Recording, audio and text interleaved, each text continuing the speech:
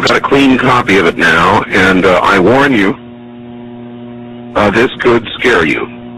Here's the email. Dear Art Bell, I just recently began listening to your radio show and could not believe it when you talked about the sounds from hell tonight. My uncle had told me this story a couple of years ago, and I didn't believe him. Like one of your listeners who discounted the story as nothing more than just a religious newspaper fabricated account. The story about the digging, the hearing of the sounds from hell is very real. It did occur in Siberia. My uncle collected videos and so forth on the paranormal, supernatural.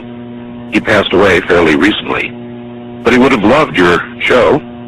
He let me listen to one of the audio tapes that he had on the sounds from hell in Siberia, and I copied it.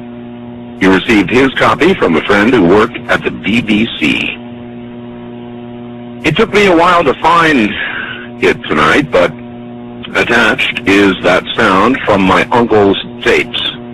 It's not the greatest quality, but the sounds are there.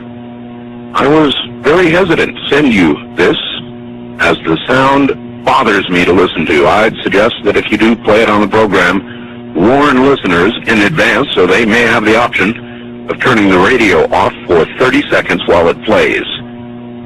It has always haunted me. To those who discounted the Siberia sounds from hell story, it is true, and I, for one, wish it wasn't. Rick, listening from Chicago. And so I submit now the cleaned, a better copy to you, and I warn you, what you are about to hear is very disturbing indeed.